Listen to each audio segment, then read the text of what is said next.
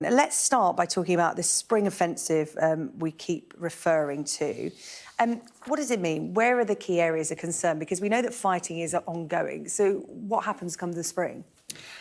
Although the fighting is continuing at the moment, in the winter, I've got colleagues who are out delivering aid. The roads are passable, but a lot of the fields are completely impassable.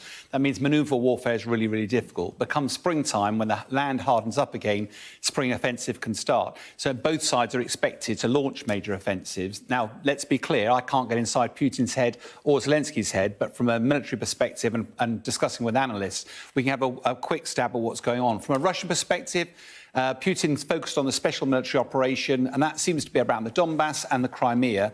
So almost certainly what he'll be looking to do is to protect his lines of communication up to the north, the P66. He'll almost certainly as well be looking to reinforce positions around Zaporizhzhia to stop the Ukrainians breaking through there. But the main focus will almost certainly be about Bakhmut, a real major push there. We're already seeing some build-up of military forces in the area, which is a key indicator. Secondly, it's relatively close to the Russian border, so resupply is easier. And thirdly, we're not seen much of the Russian Air Force so far. And, of course, once spring comes and the weather improves, they haven't got far to go to get there, so they'll be less vulnerable. From a Ukrainian perspective, we'll expect to see them try to restrict Russian progress here.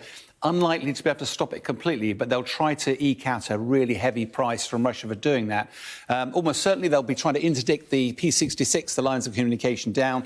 But the key thing we're expecting from the Ukrainians is some form of push down here to break the line from Crimea up to Donbass, that land bridge there. But all of these ambitions for Ukraine are heavily predicated on the arrival of tanks from the west. Yeah, let's talk about where we are. Poland on tanks. Poland officially submitted a request to Germany for them to send the tanks they have to Ukraine. We're hearing reports that Germany could approve that by the end of this week. But it's not just Poland. The UK have committed, and other Eastern European nations are hoping to. Where are we in the supply chain, if you like?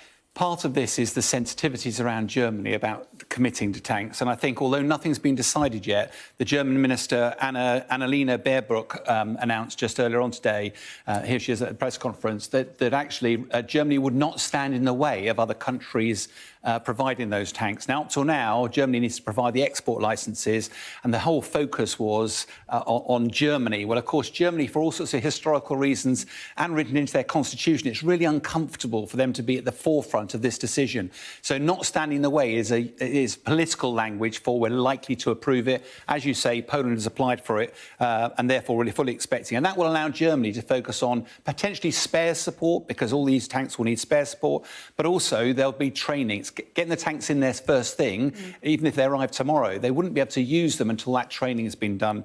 And I think all this furore about tanks shows the critical importance of Western technology in this war, and one of the reasons why the Kremlin is increasingly been upping the ante and threatening the West if these appear.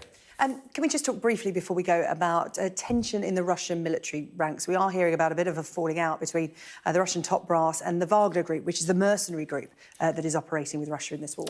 Yeah, I mean, we haven't got long. So literally focusing on Prigozhin at the Wagner Group, he used to have about 50,000 convicts. He's Yevgeny Prigozhin on the left here, Putin on the right.